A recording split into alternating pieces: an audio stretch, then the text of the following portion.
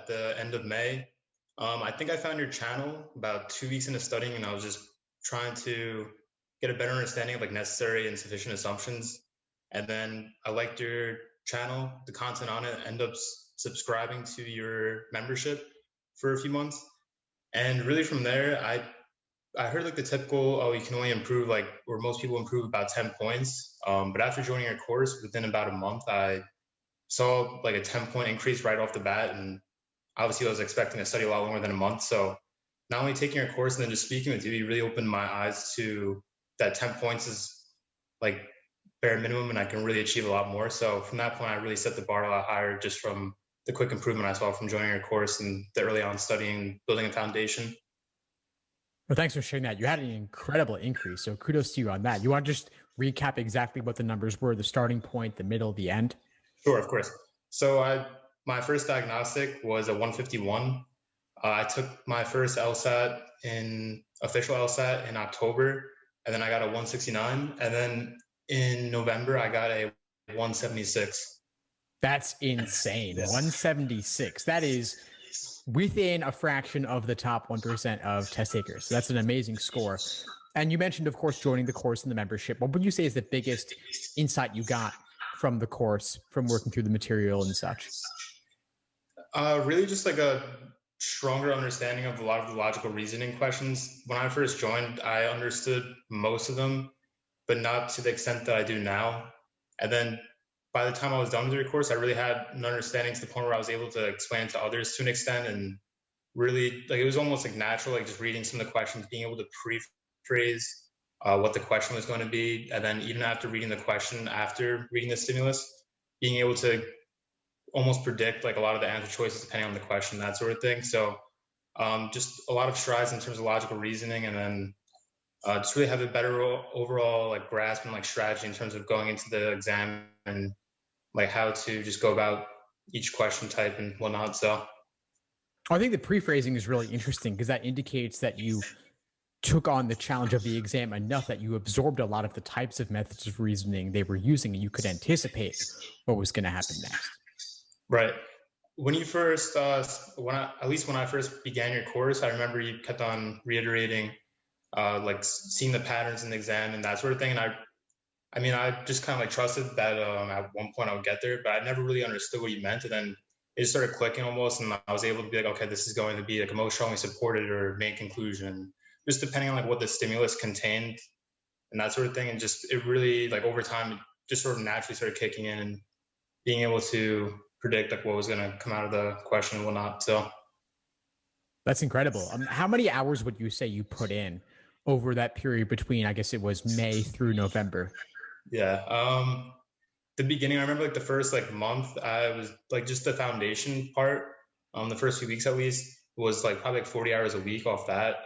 And then I probably like once I got to doing like practice tests. So after like a month and a half, I probably toned it down to like 25 to 35 a week.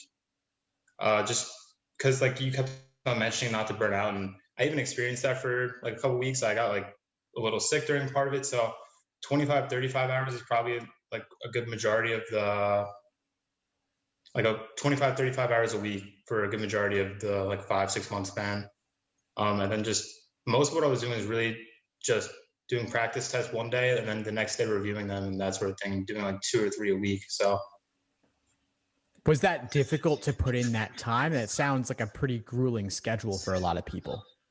I had a pretty clear schedule just during the pandemic and whatnot. But I really like took it to heart what you said in terms of a thorough review process. And that really helped me understand and make strides, especially in like reading comprehension.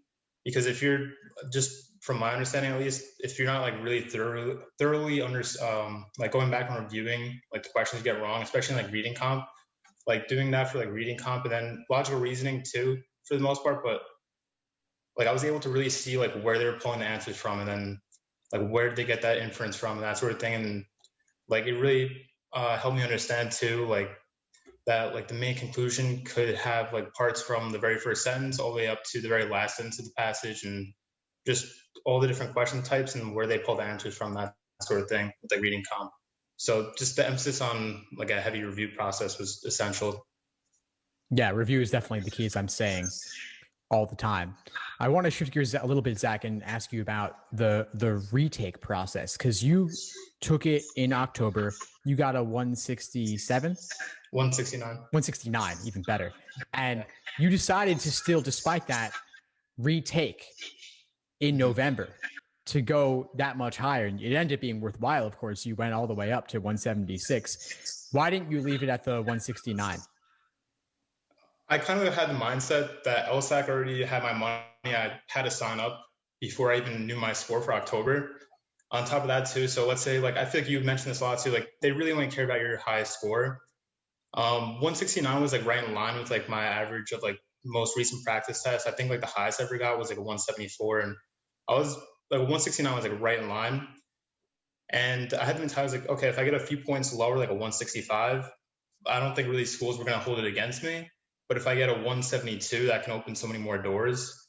And it was, I think you mentioned this multiple times too, and it made entire sense. What's like a few more weeks of studying? Like I think it was like a week off after October. And then I took it like one of the very first few days of November of like the flex week. So it was like 2-3 more weeks of just reinforcing what I already had in my head. So it was kind of like a no-brainer, honestly, and I couldn't get a refund anyway for it. So, but it ended up paying off, like you said. Yeah, big time. 176. Definitely a huge increase there in a short time. So I have to ask you now, what's next for you? What do you have in mind in terms of schools you might be applying to? So I really wanted the dust to settle with the pandemic and everything, and it's looking optimistic at least.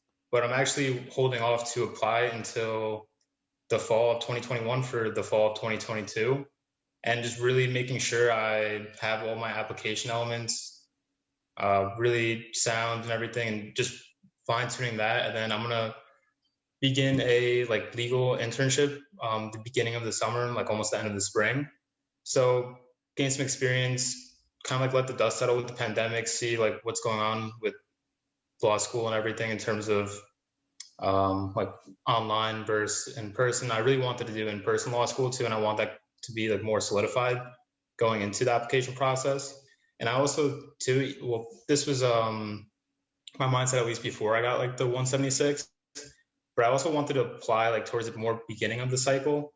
But obviously the 176 kind of like changes that element of that at least.